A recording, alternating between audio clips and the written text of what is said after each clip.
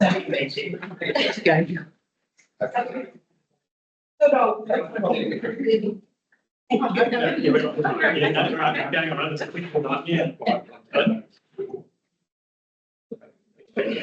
We resume at 11:15. Thank you for that. Through the chair, can I just mention that today with the presentation from Rob and John Spencer, I didn't see the letter in the minutes. Did you guys get a letter in the minutes that he presented? From John Spencer? Yeah. No, I got one sent to me. Yeah, but it wasn't in the. It wasn't in the back. That's correct. But I cannot switch it here. Are you referring to their request for discretionary funding? Yeah. So that was, it only received it last Wednesday afternoon, so it was way too late for So we the. sent an email, I've got an email. So you've got the email and then I will bring it up, as I said in the email, I'll bring it up as part of the discretionary report.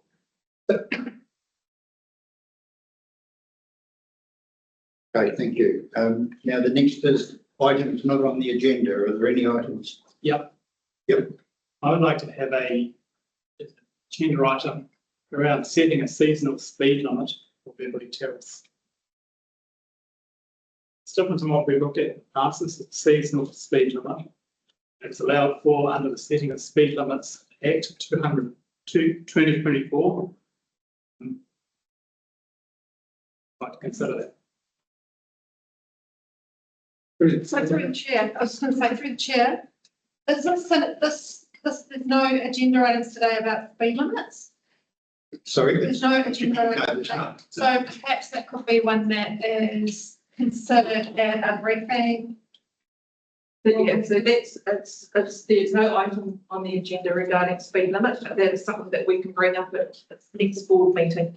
February. That's going to be a bit late. Well, the point is that through the chair, this question was asked at the beginning of this year about speed limit Beverly Terrace. We had a networking session at our last networking. We were told that the roading manager was going to go away and look at options. He actually briefly covered the idea of a seasonal speed limit. And he's going to come back with some costings, and it wasn't until I discussed Eileen that we found out that, well, he decided it couldn't be done and there was no costing, and that was going to be the end of the matter. And I think it's a little unsatisfactory and a little rude that we weren't advised that outcome long before that, and that we didn't have the time to consider it, to do anything about it. And I also wrote to NZTA to ask their views on setting seasonal speed limit. But the time frame is just ridiculous. Yeah, so Ed, the roading manager, had advised, and he did mention it at the networking, that it was all going to be dependent on the new legislation that was coming out from the government.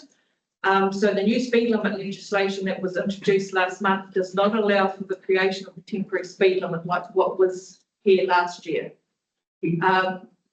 So also at that networking, he did ask the board to consider doing this permanent speed restriction on that as well. So that's probably something that the board should be looking at, is doing that permanent speed restriction, because it was costing $12,000 to do the temporary one. So with respect, I mean, I have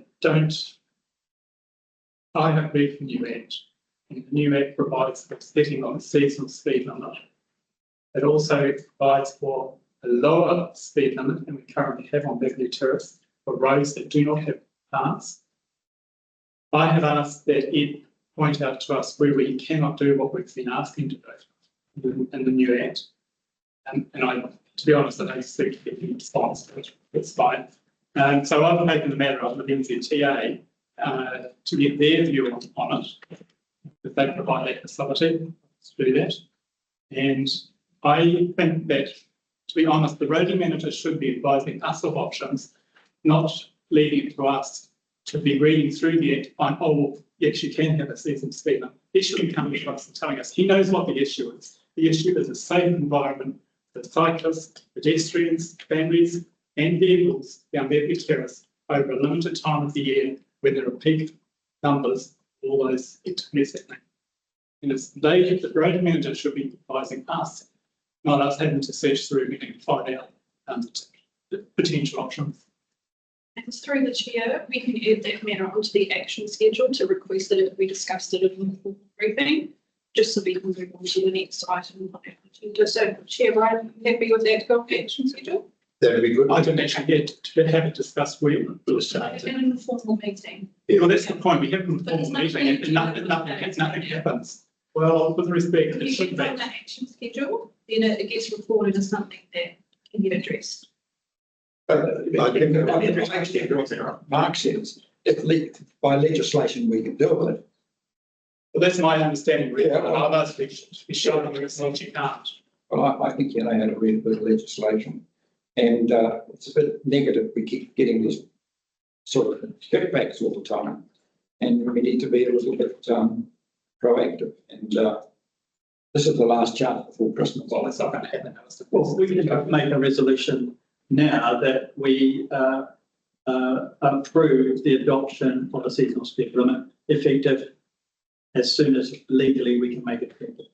You can't make a resolution because there's no report on the agenda. Sorry, where does that come from? It's under the Local Government Act. That we have to have a Decision report? making provisions for making a decision is you need to have a report that implies the decision making. What section of local government? I would have to get this. I think you better get it. I don't know if you're right. If we can't. I know it's acted on that, but I'm, You get it, show me. Decision on a report. To have the making requirements in that report before you. Well, you get that information. You get a bit of legislation. You guys say. I'll show you some other provisions we have as well. You get it for us. Through the chair, unfortunately, Ed isn't available today to provide any advice on this. And so it will need to be taken, to another forum for a decision. we've had a report and advice before from Ed. So, it was either at the last meeting or the one before. So, it's there or it has been there. So let's just vote on it. My concern is that if we don't do anything, nothing's going to happen before Christmas. So we're going to go through another period of holiday trip without that. So how can we, Janice? Yes, through the chair, I think Jen has given us advice on putting in the action schedule and talk about that. What's the results of that? And then we won't talk about it again until the February meeting. Is that correct? Yeah. So is there advice from the start how we can move this forward in any such way now so we can make a decision, because it has been on our meetings before, and the last meeting, I believe, does that not mean we can talk about this? It's in the networking session. And you can also, you can make decisions to do further action for further reports, but you can't adopt anything without a comprehensive report that has decision-making requirements in it. Can we Make a resolution to say, we state staff investigate this matter further, back to the report. You can do those as well. So we can't go back on the last report and look at that, what we're on there, so I'm not sure, just trying to get a resolution how we can move forward. Is there an option of going back on that last report? So I think it was about putting the speed limits and not make a decision on that. Brian, I think you were part of that discussion. But we're not going into it. And just to clarify, the discussion last time was in the networking session. It wasn't it was in the networking. Yeah, it would seem pointless to even put it on there if you can't make a decision. And if this next one is just going to go to the networking session, it's just becomes a pointless discussion about it, which I don't really want to be part of, because we've already talked about it, we want to see some action. Mr. Chair, regards to things,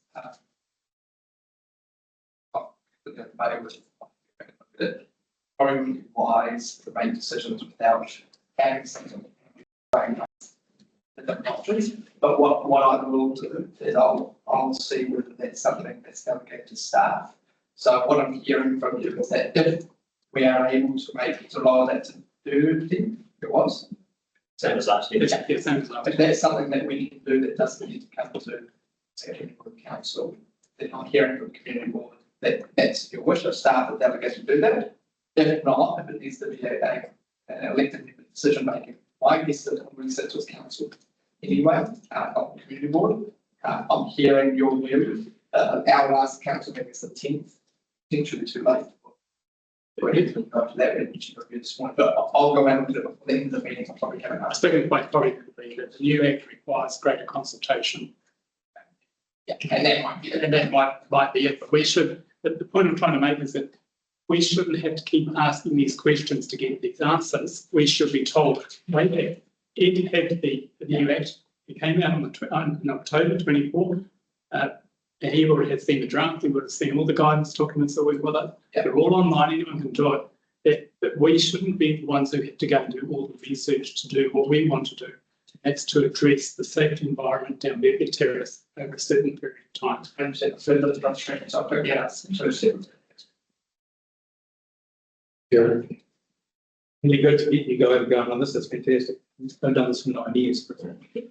So I just noted in Spiral yesterday, they've got a 50k sign coming to town, which was an open road, and they've got a 12 months temporary period. So there could be some discussion to be had to make this happen. We've already had this in one session and it's worked. We had reports back that it was favourable, wasn't dangerous, wasn't issues, it actually helped with safety. So good luck. Okay, thank you for that. Right.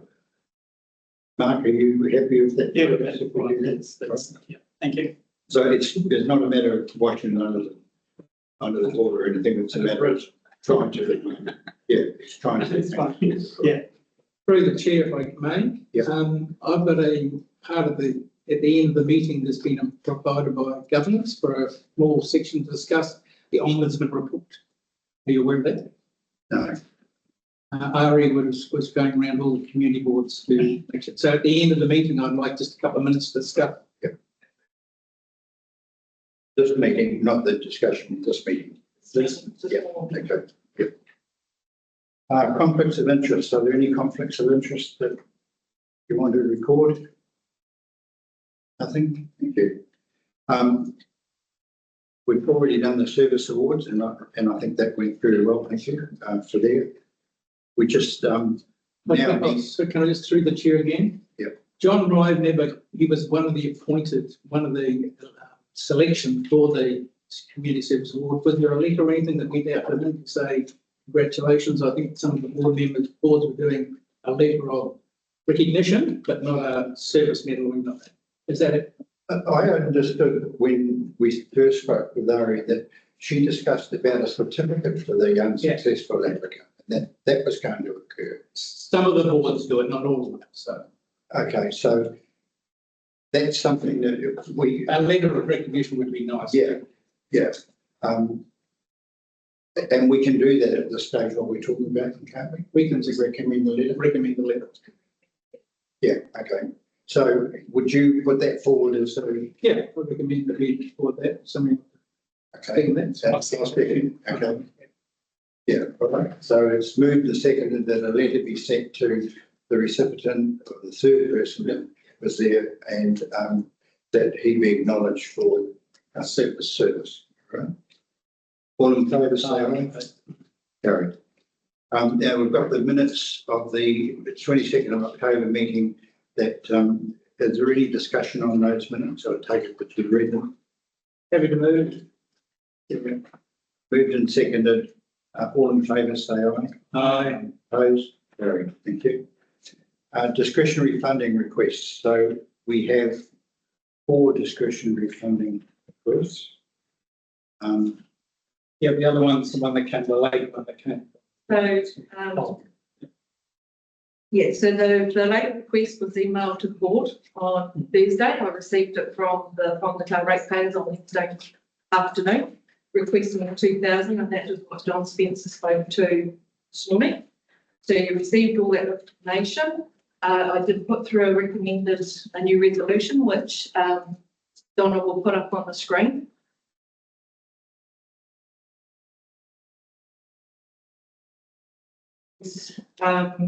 The new resolution includes the $2,000 request from the Whangamatā ratepayers.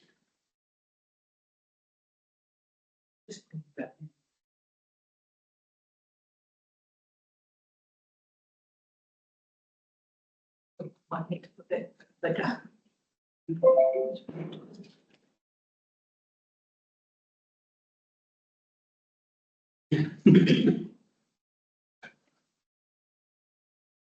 So I can read them out. yeah, so the first one is the Obsidian Challenge event from Ross Stewart. This is to do with Now, Ross spoke to us at the last community board meeting about this event. And he did a highlight to the board then that he would be requesting some funding towards trying to get the event off the ground. The next one is the street flags. This is the installation for Beach Hop and Anzac Day flags. So these flags are actually council owned flags. The previous operator is no longer able to install them free of charge, and health and safety requirements need to be abided by, which means we have to get T&P people, which will be marketing works, to put them up, and that is the cost that they've given us. The cleaning pole sets for Christmas decorations, so these are our surfing centres. When the marketing works took the centres and all the decorations back to Auckland to sort through them all, because some of them had deteriorated quite badly the last summer with UV, storm events, etc. The board did have a budget line in the CAPEX budget, but it really wasn't enough. It was enough to replace one pole set a year. Should have been really for more than that, but that was what was allocated in LTP. So we've now got to the stage where they've been through all of what we have in storage, and they have 9 complete pole sets, which will be going up tomorrow. And we need to replace the other 10. The quote you'll see finishes on, expires on the 1st of December. So after that, the price will go up. And you also need to keep in mind that the 9 pole sets that are going up tomorrow will possibly need replacing next financial year. And then we have the Whangamatā ratepayers, $2,000, which John Spencer spoke to this morning. So your new totals are now, the request today is $38,247. The board has $51,805 left in their discretionary fund. So if all of those are approved, the board has $13,558 remaining to the end of the financial year. Are we to discuss these one by one or the whole lot of them? One by one would be better, wouldn't it? Yeah. So the Obsidian challenge, $897. I'd like to speak to that. Yep. I would oppose that simply because there's not a firm date. I think it's too soon. I think there's better forms of getting value for money for them. I think the Whangamatā page, Facebook, will be far more effective than some ads in the paper. Discussion on that? Oh, I just want to add that I agree. I think we're at the very beginning of something. Unless we can make guarantee that we're going to meet out of it in the near future, then I think it's great that it's too early for Timepex to be advertising. Do you, or would you consider a lower amount of money just to help in relation to setting things up? No. Well, I would, but I think it needs to be clear that, I would, yeah. Yeah, I spoke in favour of it only because this is the project or an event that's been driven out of the town here that's shows initiative, shows they're trying to put something together. He spent a lot of time behind the scenes on it, the mapping and the discussion of what he's trying to put together. This is just like an event to give it some profile, but it's all about a walking trail between Whangamatā and Whitianga. So I don't think the $800 is going to be lost. I think if he's a responsible citizen, he'll show what he's going to spend the money on, and I'm sure if he doesn't spend it, he'll give it back. Any other discussion? Want to put that to the vote, please? Yeah. So we're to vote whether we agree with the $897 that's been requested, or even a lower amount if we're not happy with that. But are we in agreement to support the Obsidian Challenge event at this stage? I'm supporting and I'm happy to you drop it to $500 if that's the feeling that we can make the difference, but yeah, I'm happy to support. I second that, that's small, that already, So you're seconding Terry's motion. Terry's motion. Okay, all in favour of that motion, say aye. Against? Aye. Carried. Thank you. Mayor Principal. 500. So So 500? that was what the resolution was. $500, right? Thank you. Now, in relation to the street flags, the installation and taking down the shop and Anzac flags, so that this is a necessity that health and safety is brought about. We don't have much choice with this. So Through the chair. So this is a environmental event, a national event. It's supported by council to some degree around picking up rubbish. There is money, I know there's money well in the events under Preston's control for this. I can't see why you can't make an application for that. I think only half the money is spent of the $60,000. And it makes sense for me to be part of that national event that they support. Now the council supports it 100%. Why can't we apply to that? I'll need to get clarification from Kirsten because I don't think that Kirsten's event fund is for this purpose. It is for supporting events. You don't think New that should be unsure or sure it is an event? I can get Kirsten to clarify. She's coming on today, so. Yeah, I think she. Yeah, okay. Can I speak to that? I support funding for ANZAC. Oh, absolutely. That is, yeah. If we look at a discretionary fund and say it needs to have a well-being impact on the community. Yeah, I 100% support. And I do support that, what you're saying in terms of commercial, I think that's more of a commercial enterprise, an event. And I think that it either happens through council or it's $3,000 or something or other that could come out of the top pool, which there's a lot of money sits in there. So Kirsten, the question we're asking is that we'll know that the last couple of years we've lost a lot of our grant money, in fact, something half, 50%. That this is now a request for beach hop flags to be put up for the beach hop event. And Anzac, we said we're happy with Anzac Day. It's a different deal that we look at it, but beach hop is quite a major event. Is there any opportunity to help fund that through the events budget?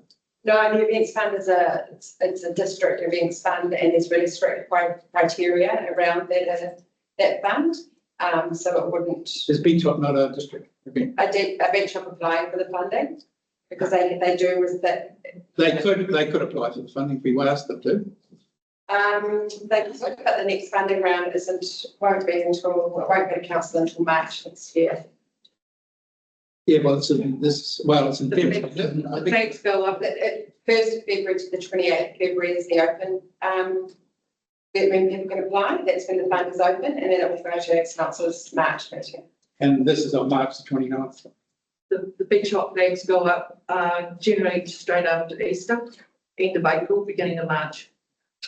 But Yes, a couple of questions.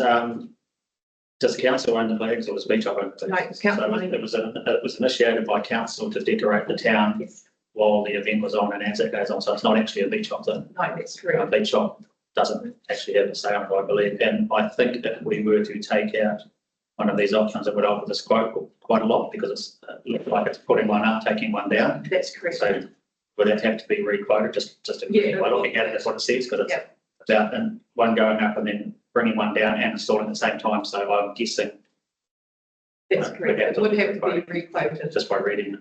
Yeah, that's correct. The beach hop flags go up. When beach hop is finished, the Anzac ones, beach hop are exchanged for the Anzac ones, and then the Anzac ones come down. So was it a community board initiative originally to buy the flags and put them all up? Yes. Yeah, so it wasn't actually a beach hop thing. Through the chair, sorry, there used to be flag budgets for the community boards back in the day, and that's when communities went out and bought their flags, and I think it was about $5,000. Yeah. And if I remember rightly, so that a whole lot of communities have got flags, but there's now no budgets to. Like everything getting shot then. But yeah, I think they're a great idea. I think they do add to the atmosphere of the town, but it's up to everyone else. I don't know, just my query is whether we'd have to re-quote it and whether it would get done on time. Whether there's something that you can ask. The quote's got the three things: install, take down, install, take down. Install Anzac Day and then take down Beach Hop at the same time. It has got thing, take down, yeah. Yes, that's what I'm saying. So it would only be one install for one. Well, it's 2,250 for each one, install beach shot. Okay, so you, 2,250. so we need to call it, so they're going to be 5,000 roughly. Sorry. 650, yeah. It's, Kirsten, is this a budget line we need to put back in? Because this is not cheap, talking big numbers here.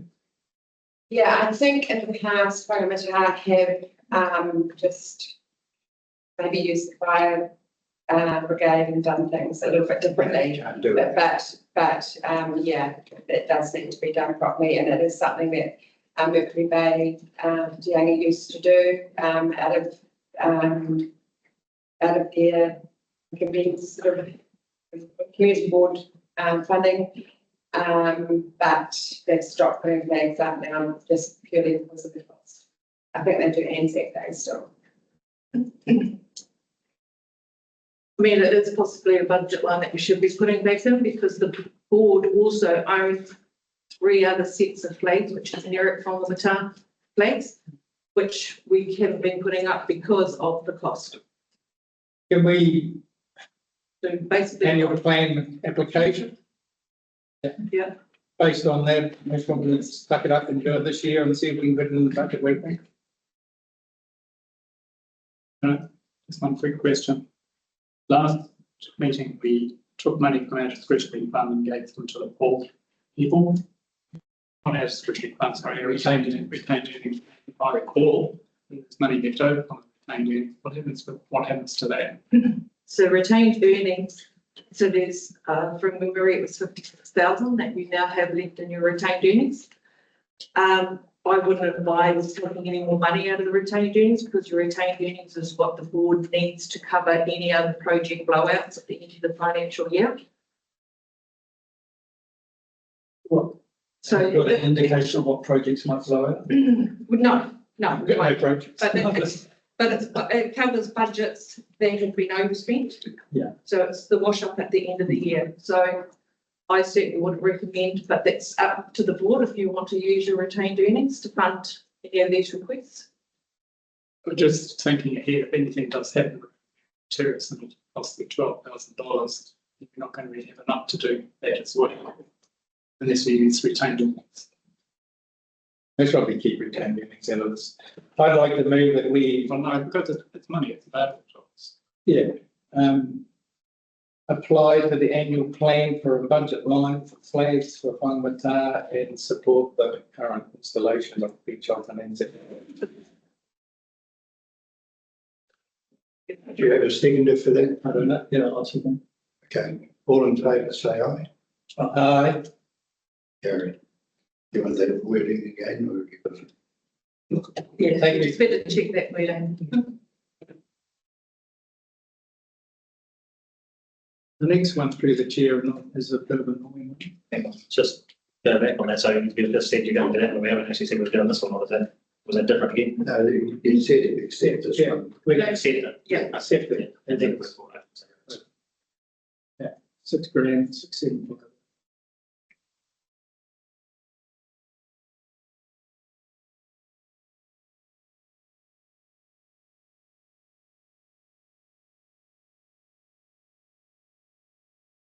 So we want now to discuss the surfing centres replacements. Yeah, through the chair, I just feel this aligns itself with the flags.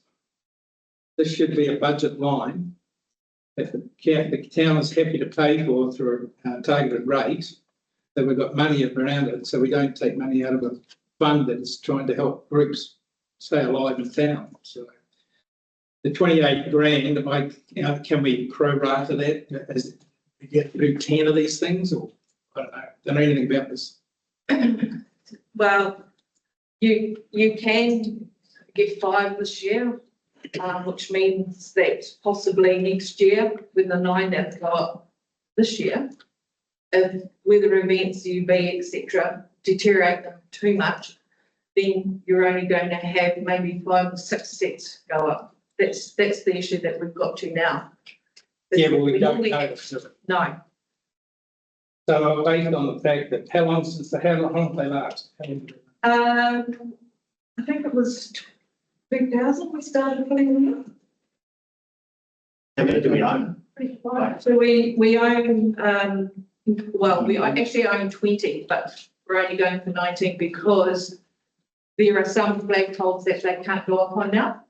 And a couple of those flagpoles are at the roundabouts because the poles themselves need repair because they're on a link. It's not safe enough to put them up there because they are quite heavy. So I can put street flags on those poles, but the surfing centres are a bit too heavy for them now. So we do have 20 sets. And once again, do you know where they're in the shadow? Was it a community board thing or was it the Community council? board. The community So we board, still own them. yep, Yeah. we own them, the community board assets. Is that something means she can fix up? Ones that are so good? The centres themselves are fine. That's polystyrene centres. They've been easily repaired and repainted.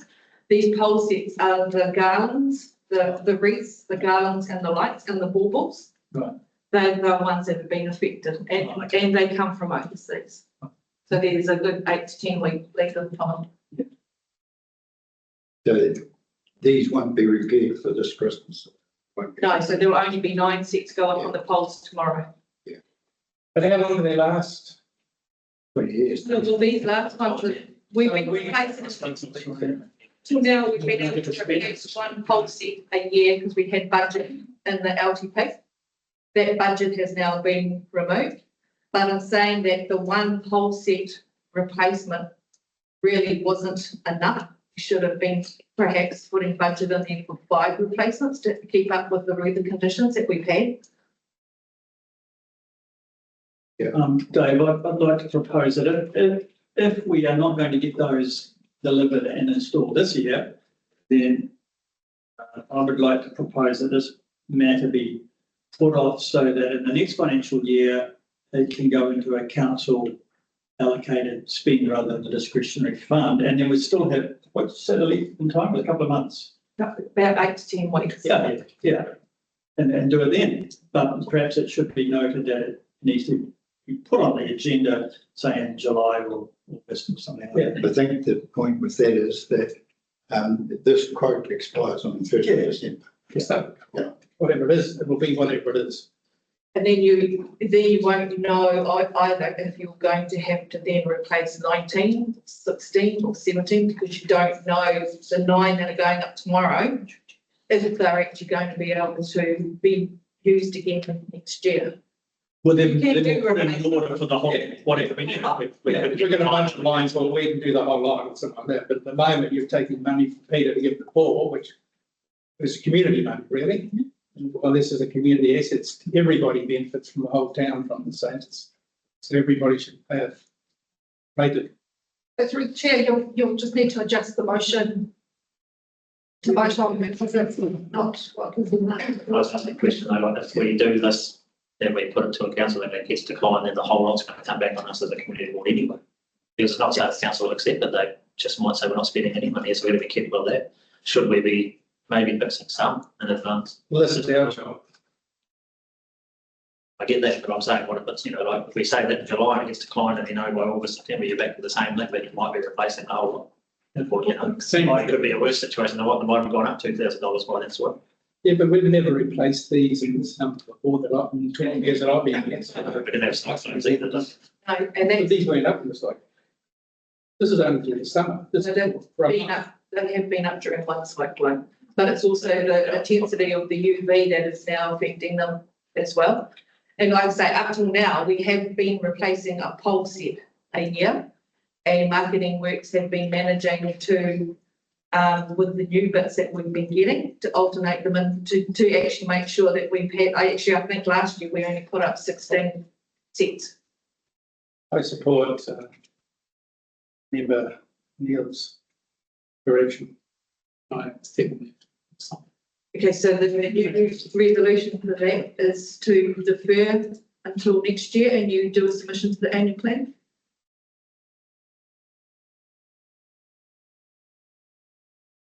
Discussion on that. Is that time you to remind us? It's your job. Well, that will be fine because you've still got your, the annual plan needs to be done by the end of June. So we will, as the line goes in, then we can start getting things underway July, August. Which Should we look at the same money face to face?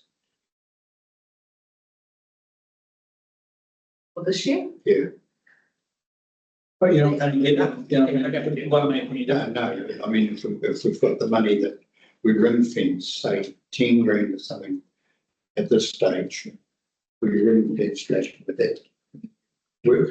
I can bring a report back to the board,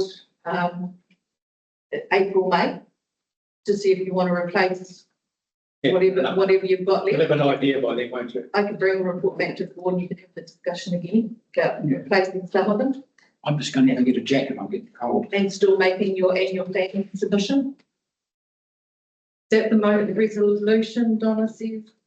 I've got one resolution and that was Terry's one. Is that the Whangamatā Community Board will introduce a budget line for the flags Christmas centres for the 2024 annual plan and agreed to install and take down the beach hop and Anzac day stages. Okay, so they've just done a resolution now about the surfing centres. And it's the same, Same direction. yeah, that we need to put in a submission to the annual plan. Funding for conservation centres. Repair and replace. Repair and replace. Is someone able to provide me wording for your? Who's number proposal? Can I just ask a question on that? So in the past, the council gets paid to put up the flags and to put up the Christmas centres and all repair them. And No. now, so when was that stopped then? So the flags were done free of charge. Yeah. So this is the first time we've had to pay for the flags. Yeah. The surfing centres, we have paid to have those installed every year. That budget is still there and is sitting in the operational budget of roading. So we have the money to install, to put them up and down, but we haven't got the money because the CAPEX money was removed from the LTP. But saying that, the CAPEX money was only replacing one pole set. Yeah, I think it's the same way here again, is that we're going to now go ask the council for 32,000 plus 8,000 a year to put them up. Look, we've got the long-term plan, our chances are probably slim, so we'll be careful there. Might end up with nothing and no put ups. But yeah, that's where I can come back to you guys in April, May next year, and we'll have a better picture of what your finances are basically. And if you guys then choose to replace, say, 5 or 6 of them with your remaining budget for the year, and that's a decision that you guys would need to consider. I think that's what Dave was saying, maybe put something on the side and wait for that decision, not necessarily spend all the money. So the chair, so there's two things here. One is do not approve the 28,600, but instead defer to later in 24-25 the decision. And the other one is to not approve the $28,600 and submit on the annual plan for 2025-26 requesting the funds be added. Correct. We can put that all on one resolution. We'll put that Right, in okay, one, thank like you. incorporate into one there. There's two different options. So yeah, there's two. Just get that out of The motion that your preference and then vote on it, and then Donna will capture what that is. So what is this, defer and hold the money sitting there, or there's just don't spend it and apply? That's what it's on. You can't just put a hold on the money. Defer and hold it till March, and also apply for a budget line in the 24-25 annual plan. Is that? So that's different again. Yeah. You can't, I mean, at the end of the day, if you're just going to repeat some money, put it in a pot somewhere and decide later, it's just the same as it's not spending it. That's what I'm trying to get to, where I'm going to decide we're going to You knock can't it actually completely bring wipe it it out. out. That's what I mean. You can't actually run things money.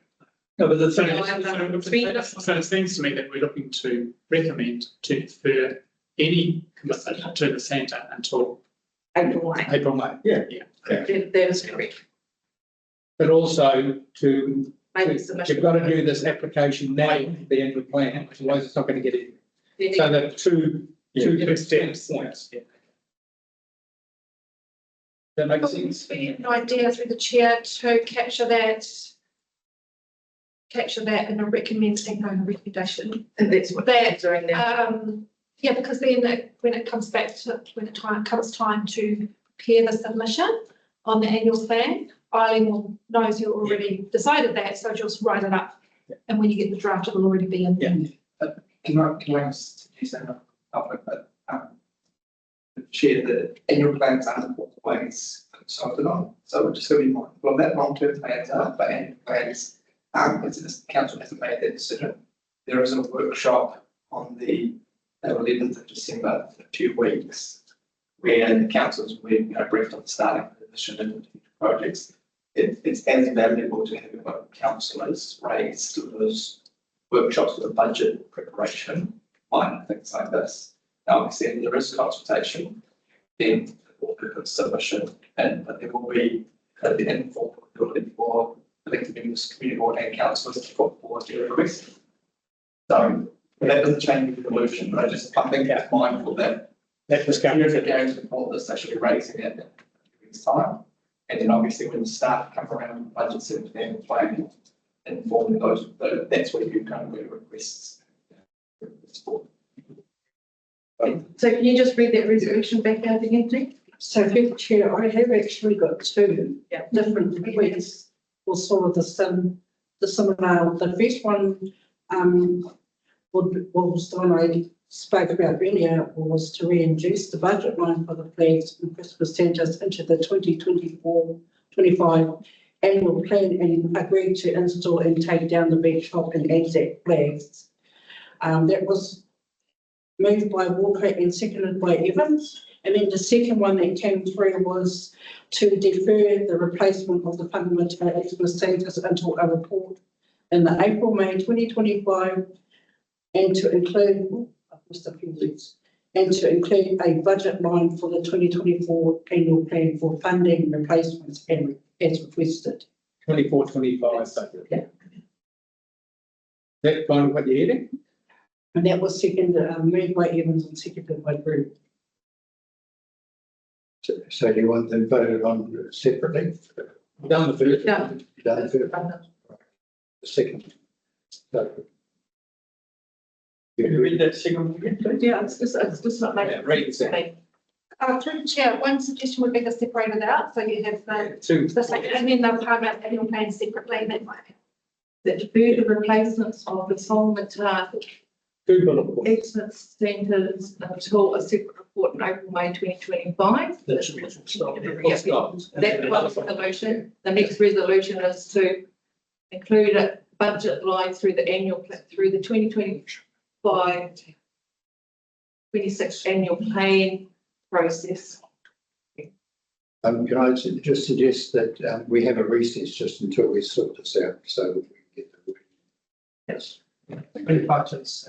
Yeah, 25-26. And Don's going to be putting it out. Donna has the agenda. And we'll just hear from Donna. Hi, everybody. I just want to clarify with that resolution, Donna, if you could just let me have a scroll down, let me have another look at it, because we're actually, this financial year that we're in at the moment is 24-25, so you can't ask for money for the annual plan for that because that was done last year. Do you mean the 25-26 annual Yeah, plan? we've just raised that. Thanks, Donna. Oh, cool. Okay. Awesome. Thank you. I'll butt out. No, it's all Thanks. good to hear that you're listening. Making sure we're not doing something wrong.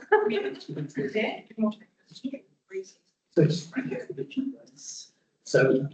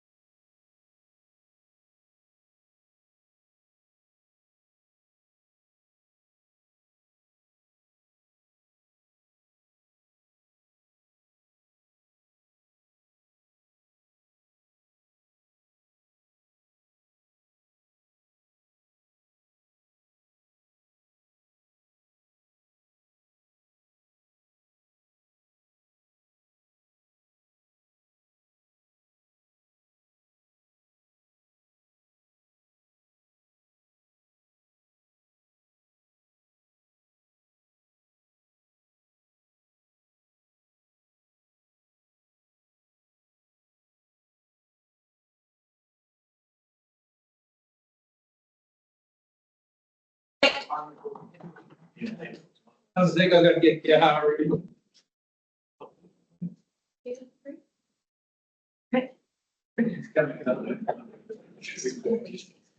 So we've got amended resolutions up on the screen.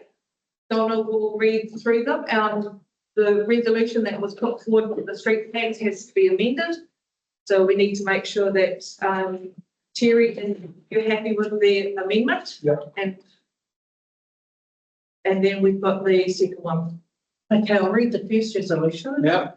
The Whangamatā Community Board, one, make a request to council to include a budget line in the 2025-26 annual plan for the installation of street flags into the 2025-26 annual plan. Correct. Two, approves the request of $6,750 to fund the installation and takedown of the Beach Hop and Anzac Day flags. Correct.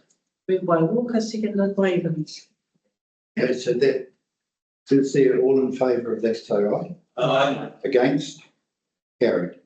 Second motion, Second motion is that the Whangamatā Community Board defer the replacement of the Whangamatā Christmas surfing centres until the report is provided to the board in April-May 2025. Request council to include a budget line in the 25-26 annual plan for funding replacements of the Whangamatā Christmas surfing centres. Moved by Evans, seconded by Brewery. Yeah. all in favour, say aye. Aye. Carried. Thank you. Well done. Got that, right? Thank you. It's a good direction to council. Fantastic. So they'll just stocks it, which we fund, so we can hear the vote. Oh, okay. So at this stage, we're just going to adjourn the item because our CAPEX managers are online now and they've got other commitments at 12:30. So we will do the work program and then we'll come back and discuss the hard of year. Yep. Right. Ratepayers request. Luke, are you online? Yes. We're going to the work program. Yeah, to the work program. Good afternoon, Luke. Thanks for accommodating me. Much appreciated. Oh, we can't hear you. Luke, can you hear us? Hello, can you hear me? Yes. Excellent. Thanks for accommodating a slight shift for me. Much appreciated. The main thing I wanted to talk to you today is just to highlight that the dump station, the new one, is now open. So work's complete and open to the public.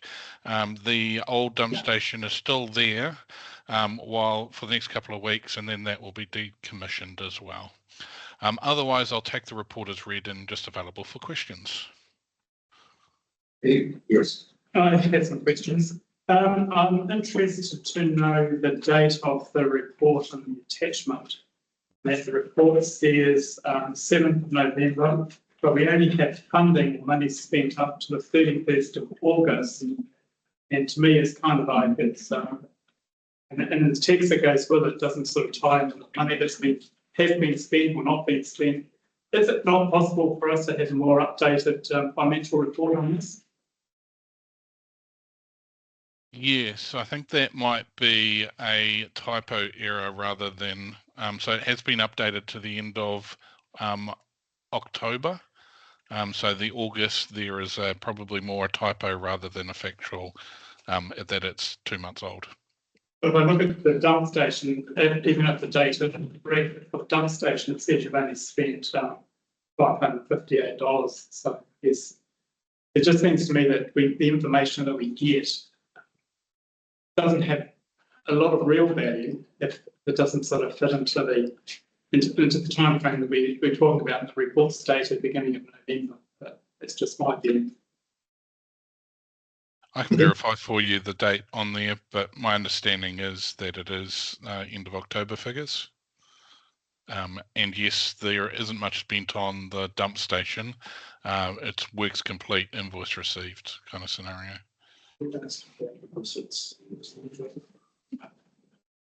with that, mate? Take it on board.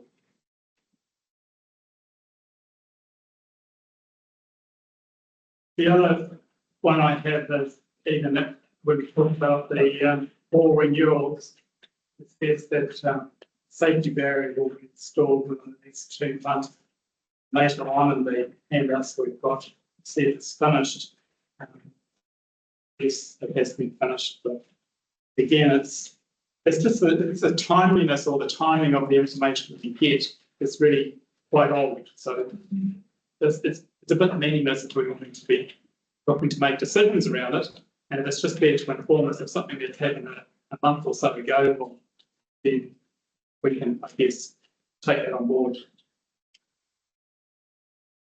Yeah, so and was that for the hall renewals? You faded out just briefly there. Well, the whole renewal talks about the installing a barrier in 2 months, but in the report at the back of the information we got, it says that it's already been completed. So it's only a minor point, but it highlights a bigger point, and that the information you get is not up to date, or it's quite old, and we've got to understand that what we're getting is old information. It's a bit meaningless. Yeah, it's a bit tricky because we've got to prep these reports in draft format 3 weeks ahead of the meeting. And so we're based on, at that point in time, we're providing that information. Good morning, Luke. Terry here. Luke, I'm just following on to what member Mark said, is that the hall was one of the issues we raised at the hall through the long-term plans was going to be in there was the upgrading of the air conditioning. And I don't see that's been popping through on the report. Are you aware of the request around air conditioning to the Memorial Hall?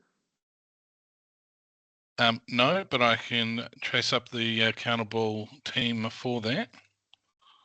Okay, thank you. That's great. And second point I'd like to raise is around obviously the stormwater improvements, which is a big part of the town's movement and project.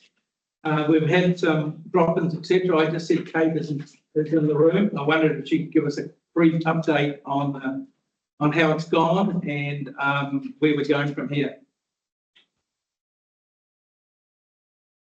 I'll give you an update on the flood model. Yep. And Luke will give you an update on the projects.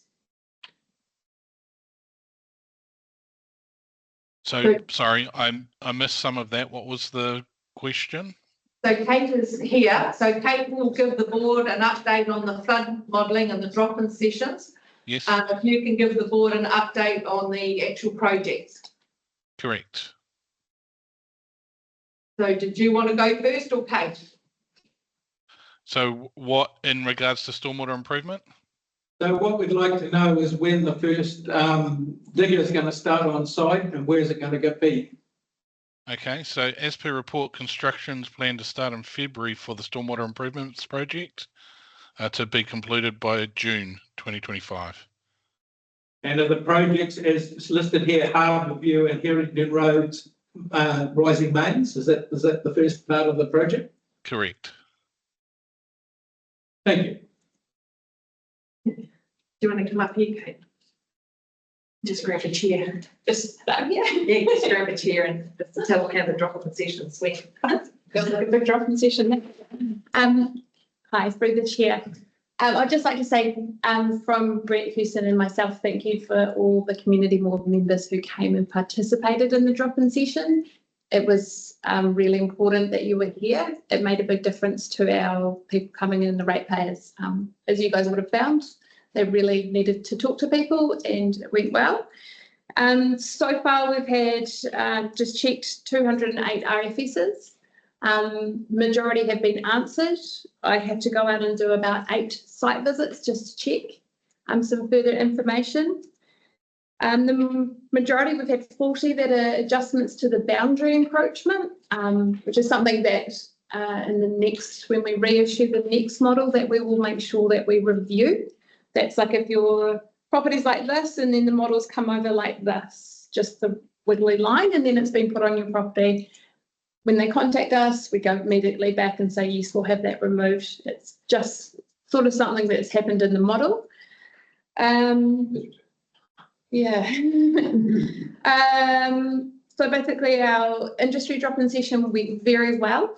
It was a very good front to industry. and talk to them about what the next steps are going to involve. And then we've had 4 drop-in sessions with community. I think overall we had about 60 people over those 4 sessions. They were quite busy. Terry was there for a lot of them, but they were good. We had a mixed range of people coming through. We couldn't help them at that point in time, but we wrote an RFS to them and we responded to everyone. Has anyone got any questions that I'd like to ask? There's been, I've had a number of phone calls from people and there has been a lot of concern. One of the concerns is that I understand the letter says that they should contact their insurance company and advise them of the outcome. Is that correct? Yes. Yeah. Okay. So those reports then will all be on their LIM reports as well. So the information goes onto their property file. Yeah. And then if a LIM is generated, yes. Okay. So has there been much concern in relation to price of properties dropping or anything as a result of this? I would say nothing from industry. There wasn't any feedback at all. In terms of people, yes, there has been, but it hasn't been as high as I thought, with people worried about their property prices. Typically, it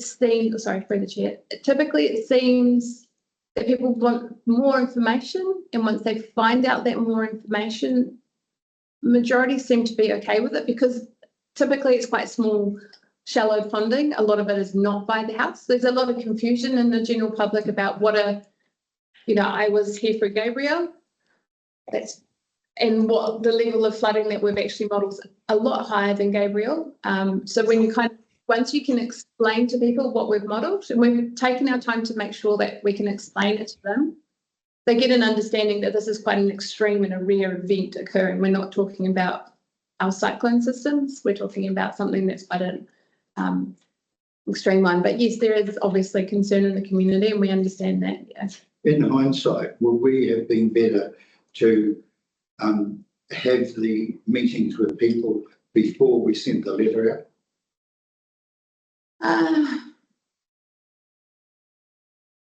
I think it would have been harder because we wouldn't have been able to tell them if they had flooded or not. And I think it's obviously anyone who's not flooded doesn't care at all. Or doesn't. They just It doesn't sound like many of those. Yeah, well, they just don't even inquire. There's been a few people inquiring about it, but no, predominantly. So I think the problem is in terms of engagement. We've definitely learnt from our engagement process. I think we did good. I think we could always do better, especially learning. And obviously for our team, this is a rollout. We're going to go to Cooks and Matarangi as well. So we've learnt a lot from that. But it's hard. You tell someone that their property is, so to engage with the community beforehand I don't know how we'd do it. I think it's something that we should look into for the next rollout. I just think for elderly people that they get that letter and straight away they're on their own, got nothing from there. And I just thought if it could have been a meeting and explained the fact that people will be receiving a letter and that this is what is contained in it, and it doesn't affect everybody, and what the outcome will be for most of those people may have helped them. Yeah, and I think we had information going out on our website and in our community page within the newspaper, but it obviously wasn't enough. They don't read that. It's just yeah. Terry. Yeah, thank you, Kate. I think you did right that it motivated people to come and talk to you anyway. I think from the drop-in sessions that we had, a lot of them were resolved. They could understand, and I think what you were trying to say, with not the letter, the modelling, I was concerned about the letter too, but the modelling that this is a possibility that your place will get this kind of problem in this event. And that really opened their eyes to look at saying what we can do about mitigation. And in fact, some of them went away and felt they had some protection they need to tell you about that they could actually stop that. The one that got me was the other day that a lady said that she had received the letter and she'd gone off to the insurance company, and the insurance company had lifted up her annual premium by $300 and something. And I thought that the insurance companies had a better modelling of what was going on than we did, really. They knew where the claims were and where the issues were. Is that right? Did their modelling equal or better than what we've got? Typically it does. That's what they've told, that's what they've been told to us. Right. It's definitely something that insurance companies are retailers of insurance. And that's what the feedback that we're obviously getting from people about their insurance is very varied. Some people flooded in Gabriel and they haven't had their premiums raised. Some people had their premiums raised last year. They had no flooding. There's been people that have had only one person's come back to me to say that their premiums got raised and he was very disappointed in his company. I think that nature of insurance is a retail. Look around.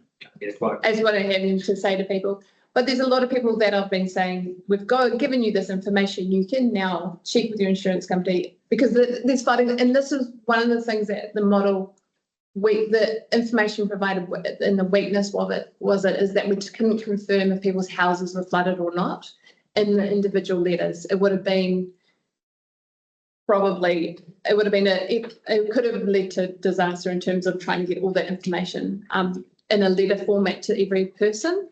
Because a lot of the flooding is just on property, it's not actually on houses, and then we can't say if it's houses because a lot of houses are sitting up higher, and so we couldn't make that judgment call, and that's where we got a lot of angst from people. And when we said, hey, look, it's actually just in the corner of your property, or it is 150 mils of flooding, and then they go 150 mils, and I'm like, yeah, like this side, like it's this big.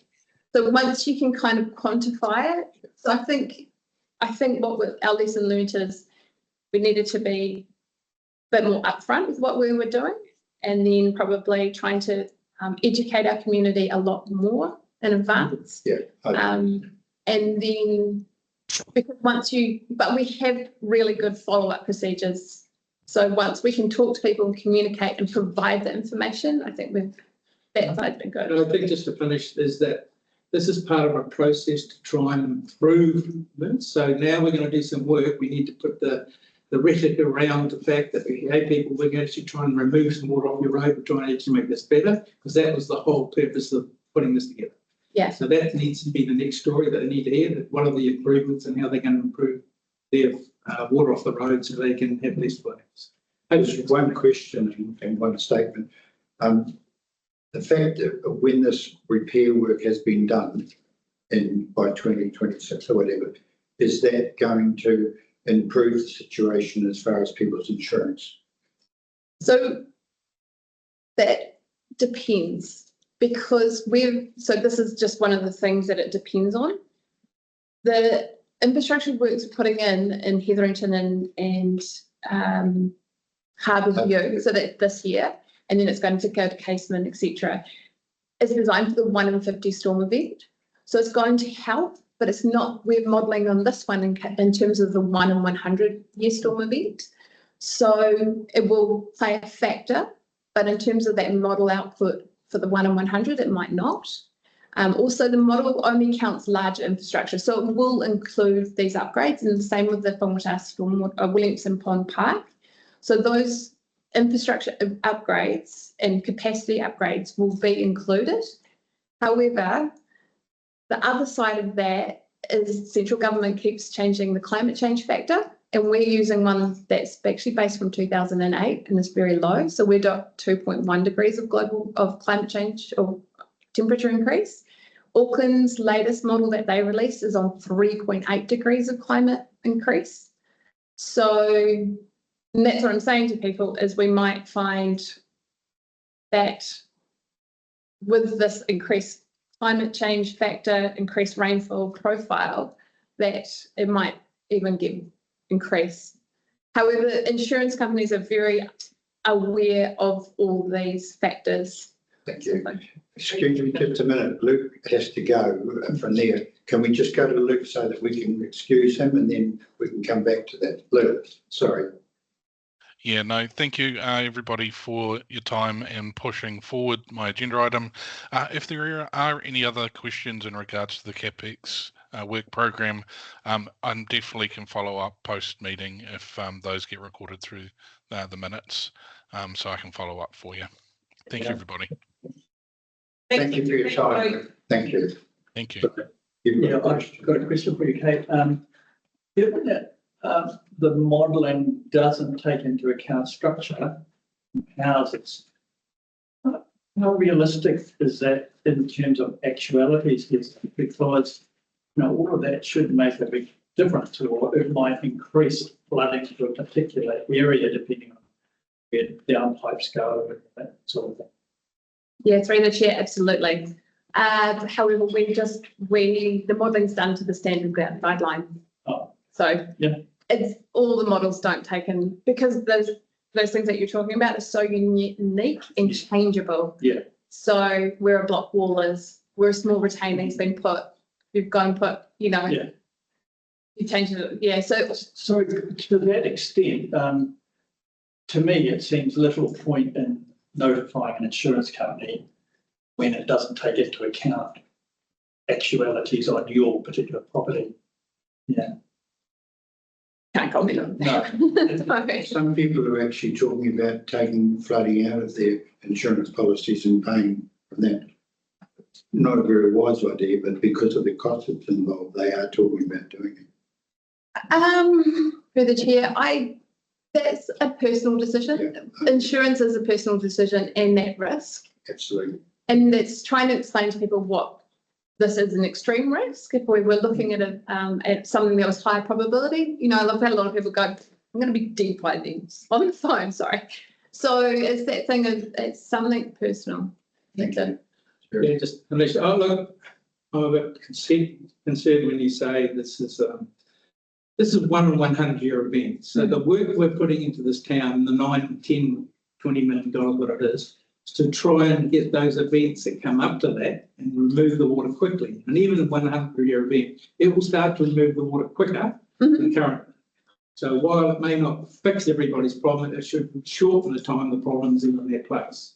And this is what we're trying to say, what we're trying to do. There's 1 in 50 year events, they'll handle them maybe better than they have been in the past. And if they're normal events, it will help them quicker. So we're trying to reduce the ponding on people's property because we don't have an urban system. So while 100 year event, we don't think we've had one yet.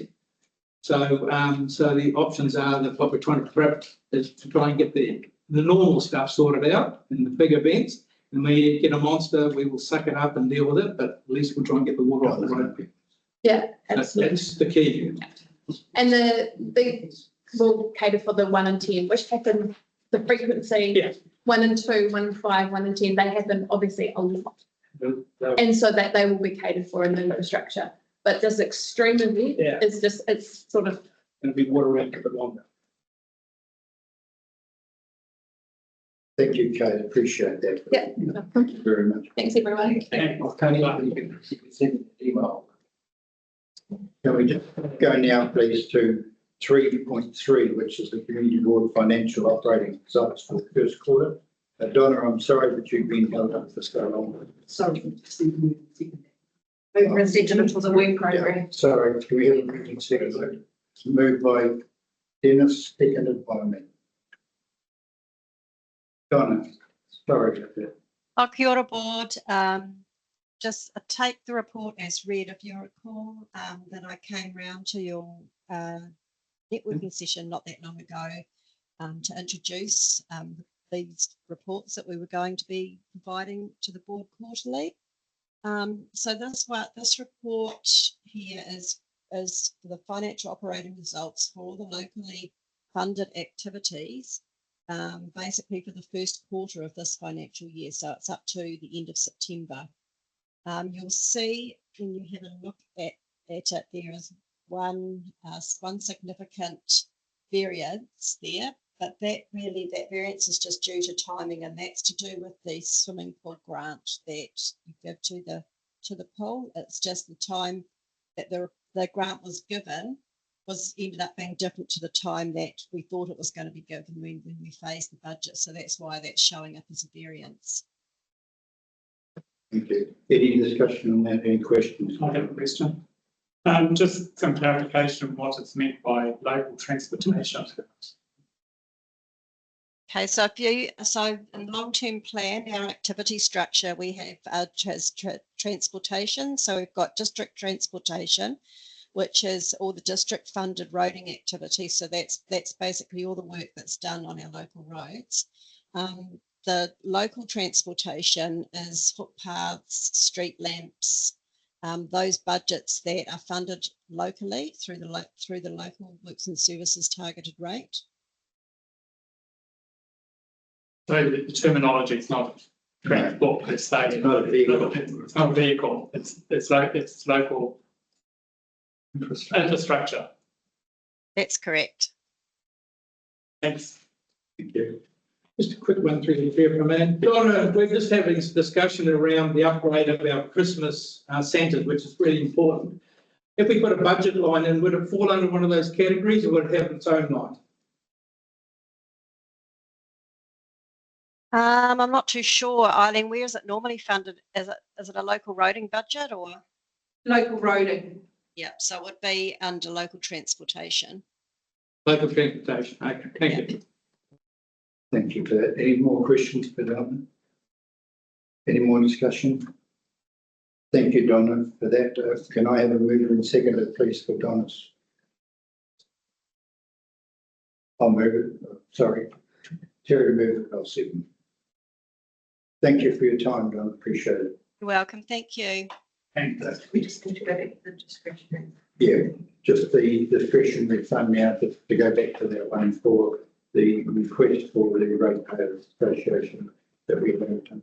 Can I just mention, it's been pointed out to me too, that we should include Rob Boston's name on as the speaker, because although it showed that it was John that was doing the talking, Rob also did it. So as a point of fact, we should in fact include Bob's name as well on that. He was. Thank you. Okay, so the last request that we've got for our discretionary request is the late one from the Whangamatā ratepayers that Rob and John presented to this morning, $2,000. Is there any discussion on that? I read the email last night and went back up. So if I understand it, it's for basically training them to go to a hearing that might get. Yeah, so it's travel, it's for their, from what I understand, what they, Rob and John said this morning, it's for some of their printing costs, some of their engagement material. That's exactly right. It's a travel cost for engagement with some of these groups as well as going to the hearings. So the groups are all local, they live here? The groups that they've listed in their request is Harbour Care, Coast Guard, Marina, Ocean Sports Club, Whangamatā, and Ratepayers Association, and Recreating and Boating representative.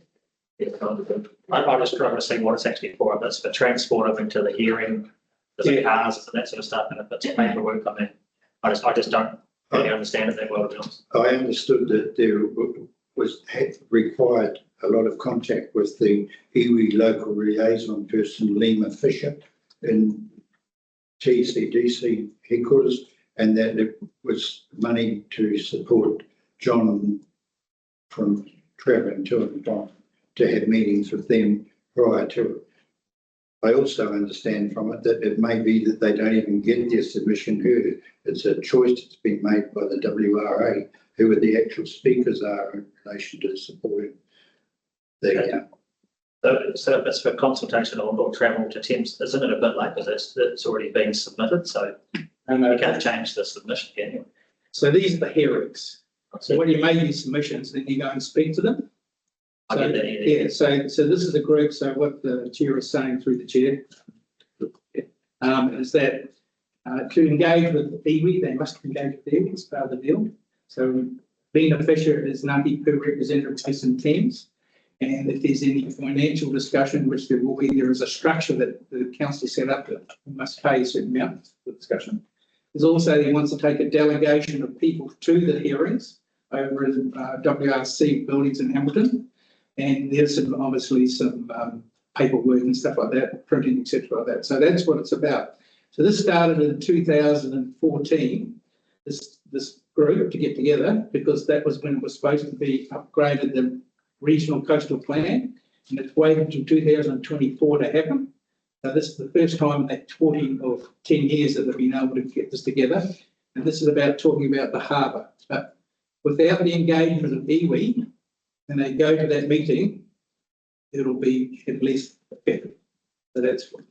So the engagement with iwi though, that's really for the council to do, No. the ratepayers. Council's nothing to do with council. This council's got its own submission they're going to do. So the iwi has its own submission, or they joint, is it, I'm just confused with what I was on this, to be honest. Like, The I get iwi there's all these groups together, but who put a submission in? Was it all the groups combined, or have they done it individually? They've done a lot of individual ones. The boat club's done one. The ratepayers have done one. I think the community board back in the time did one. These are a long time ago submissions. And the different groups, the golf club's done But the one. iwi would have done one as well, obviously. No, they haven't done one for here at all. They've done, may have done one for Harakiwi. I don't know. It seems, from reading it, it seems like I'm not loose information. I don't quite understand what they're asking for money for. If it's travel to a hearing, well, that's a card for the day. I don't know, like it doesn't really say. Right. Through the chair, I mean, I'm sort of, well, I agree with what Dennis is saying here, that we have all these other groups as well. Have they put in their own submissions? Are they likely to come to us and ask for funding as well, provide for what they're putting in? The other groups, Yeah. well, they're combined groups. Well, are they? You've just said that the boat club put one in. You said yeah. I have done separate submissions, but they're going together as a combined group to go over there. Because what are we paying for? But you said that they're talking about consultation with iwi. Everybody has put their own submissions up. They consult with iwi. And I Submissions are in, so I can't change. submissions are right. And so what are we actually funding on their own funding? So my understanding from the group is they're looking for some support, take a delegation of those people who submitted to the Regional Coastal Plan Review to go over to the hearings, to have their discussion, which is all based on the same modelling of flooding and river management and mangrove management and all the things around the harbours. They're all harbour generated people. And to do that, they were told, and we used to engage with Errol Gilbert, and he was very strong and supportive. That's been sidelined completely. So we have to start again with Lena Fisher. They've told us that they're the person we have to engage with. Who's name, sorry, who's Council has told us that they are the registered. this is regional council? No, our council. No, it's a regional council submission, yeah. Yeah, regional council submission. It's further regional. Yeah, submissions to the regional. So Lena Fisher has been nominated by the Hauraki Settlement Group, Ngāti Maru, as the Ngāti Pū representative in Whangamatā. There used to be Ted Shaw today, and he's died, passed on. Errol picked up the mantle and we were supporting him, and he was coming to our meetings around the harbour here and what we're doing here. He is now being sidelined. Now Lena Fisher is the person we have to engage with and get support around the table to go to these hearings to have some engagement with iwi. It's part of the process. You can't just go to these things and say, we want to do this, we want to do that. There is a process in place that we have to follow. So that's what it's about. The funding is about taking a group of people over there, help with some printing and typing and the engagement with iwi. Yeah, I was just going to clarify, Dave, to Dennis, the three summary points in the letter. One, the funding of requested $2,000 will be used for the following purposes. One, travel and preparation for the delegation attending the hearing. Two, printing and distribution of informational material relating to the hearing and the interests of the group members involved. Three, costs related to community meetings and consultation with iwi and key stakeholder groups to gather input and build consensus. That's what they're asking. That's about. So Sorry, one more through the chair. Yeah. So they haven't been selected to speak yet? No. So can we defer the decision until they get a selection to speak, or No, put that in the money for what? the hearings, because they put a submission in, they are on the hearing list, and then the hearing list, they've said they want to speak to the thing, so they're on the yes list to speak. Yeah. if we take on more people over who want to be part of a delegation, that adds power to the discussion, because I know it's in council. You bring a group of people together, that shows an interest in the community, and the cross-section of communities around the harbour seem to be a cross-section, and there can be more. So I'm saying that's enough, that's just what's interested in. So the board's next meeting is the 3rd of February. The hearings are held on the 19th of February. Yeah, so it's a bit thin line. Leave it aside. Okay, so the request was for $2,000 to be paid. We've had discussion on it. Are people in agreement for $2,000? Would they prefer to pay less or pay anything? That's, Well, I'm sure it will be spent and be spent on the purpose. It's, you know, they're doing a lot of work and effort, so I think it probably has to be encouraged. That's my 2 pence worth or $2,000 worth. All voluntary, yep. Okay, so the board are agreeing to $2,000. Yeah, I support that. all in favour? Yeah. Okay, so that draws to a close the discretionary fund request. The board, after taking the $500 for the Obsidian Challenge, $6,750 for the street flags, $10,000 for the Whangamatā ratepayers, the board are now left with a balance of $42,555. The discretionary fund to the 30th of June. Thank you, I'm happy with that.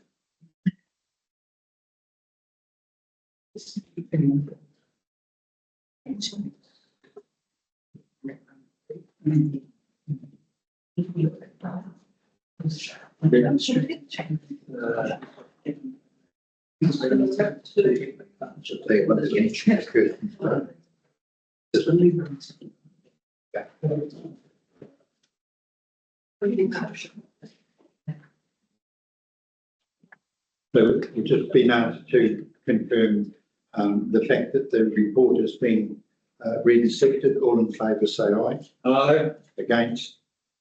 Carried. Thank you. Thanks very much.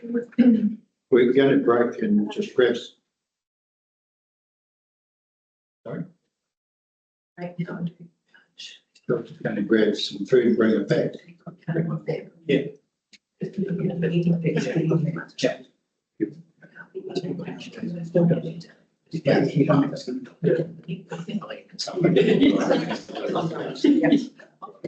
Yes. Apparently we have to keep going. Yeah. On the meeting, so. A lady ready to go on this one. Ellen, baby. Really Patrick. 3.4.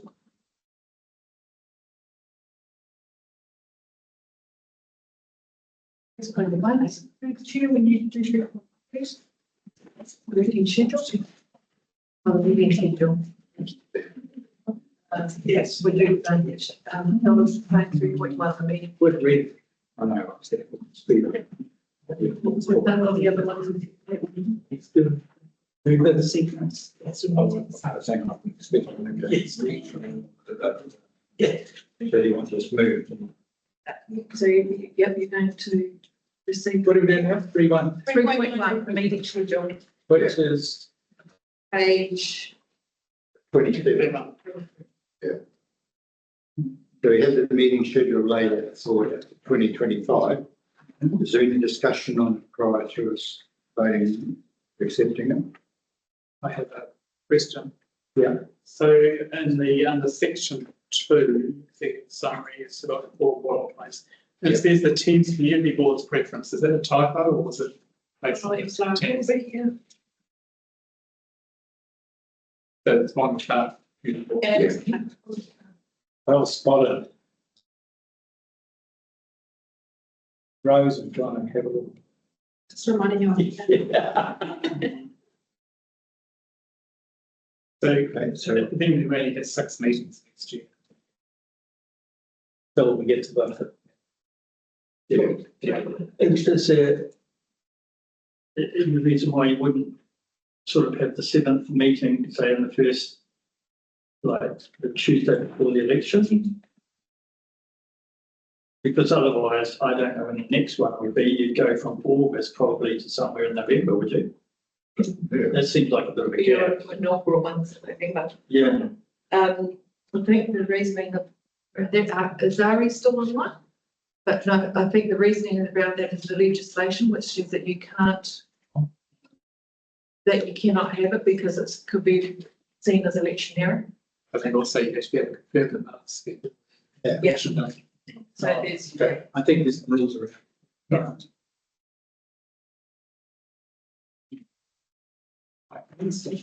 Just have a look at the dates through the chair.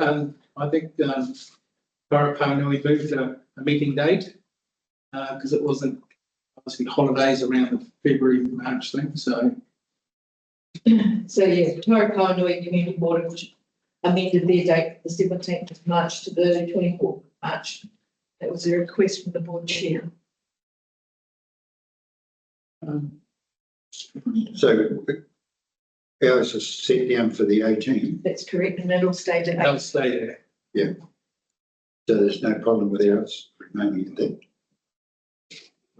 So the Whangamatā Community Board received the meeting schedule for 2025 report dated the 31st of October.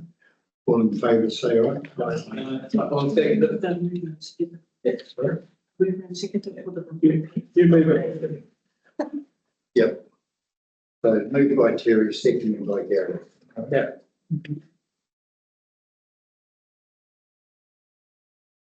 Now. Yeah. Thank you. 3.4 to tell us. That's a short update. Oh, cheer up. Yeah, thank you. Good afternoon now, thank you. This is just a for information report to give you an update of just some of the activities that our team are doing around the district. I'll take the report as read, but there is just one or two points that I was going to highlight. One is the last time I came in front of the board, the focus of our team was purely recovery, mostly recovery actions, particularly social recovery actions. Of the 80 recovery actions that we've got in the recovery plan, we've got 21 left that are not completed, which are now just merged into business as usual. In terms of funding, the funding for those is either still residual recovery funds that we're using to spend on those projects. That's, for example, the resilience hubs. We've still got a little bit of work going on there, or they're already part of the business as usual for long-term plan. And the second point was the Mayor's Task Force for Jobs, which is not a recovery action, it's a contract we have with Ministry of Social Development. And we've now got, I think, been updated now to 17 youth for employment around the district. And I just want to draw attention to the great work Whangamatā Youth Trust are doing to help us in that space. We've now got in this, I think we're up to 7 placements they've helped us with where they've got youth they've been working with to get job ready, and we've managed to work with Ministry of Social Development for assistance. We've got a builder's, it's like a song, a builder's apprenticeship, a butcher's apprenticeship, and we're working now on 2 people going to farming and 1 to beekeeping. So a lot of great work in that space in this area. And it's just a call out on what you can do to help. If you know of anybody that is looking to do any sort of employment, there's some really good employer subsidies from Ministry of Social Development. So it's just put them onto me and we can have a chat and see how we can support them and help bring them on board. So just a question, Helen, through the chair. How long do they need to lock them in for it to work? Is there a time frame? 90 days, so it's 3 months. 3 months. But you can still, it's even summer employment, if the summer employment can go from the minimum of 3 months. It's still an opportunity to bring somebody into employment and mentor them in that space. I said there was a young person advertising online last night, a young lady that wants an electrical apprenticeship that she was hoping to get within this area. She'd been offered them in Auckland, but she wanted to stay close to family. Is there anything that you're aware of? We tend to start with the youth and then find an organisation like Whangamatā Youth Trust, for instance, to ensure they're work ready and then start working out where it would suit best. But something like those electrical apprenticeships are quite hard to come by. So it's not aware of anything, but really happy to talk to people that either employees or job seekers. We're just also conscious, so we've got school leavers coming up, but also a second, because of employment nationally being quite difficult to obtain, we've got a second wave of our university graduates coming home to mum and dad that are also looking for employment. So, that's why I'm always on the lookout for employers and any help we can have from the board and trying to secure some employers. We've got some great youth in our district that if we can get them local jobs, they'll stay local. Yeah, I have a question for you, Helen. In regard to the fruit tree planting, has there been anything in Whangamatā, and if not, why not? Yes, the Whangamatā Community Garden, a pottery hall and a pottery school, but the Whangamatā Community Garden was supported with that. But in terms of fruit trees around sort of council streets, all of that sort of thing, is that what you think? So this was a recovery grant, and the idea was because it is to plant the trees in areas where there's a community group that will take on the maintenance and looking after them. Right. So street berms weren't an option for that. We're looking for like this, an instance like this with Whangamatā Community Garden. So have they planted fruit trees in the community garden, or are they just vegetables and things? They've been donated fruit trees to go into that garden as well. Yeah. And the other one is the Whangamatā Marae Trust that we're working with them on a community garden, but that's in progress. That's one of the actions we're still working on. Thank you for that. Any other discussion? Yep.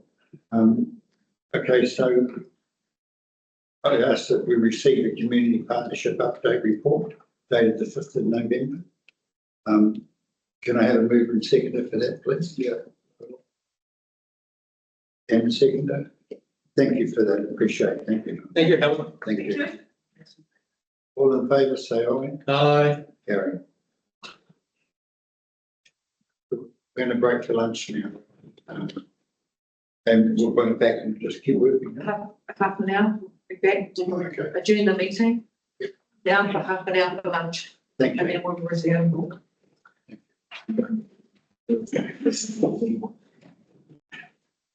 They have order.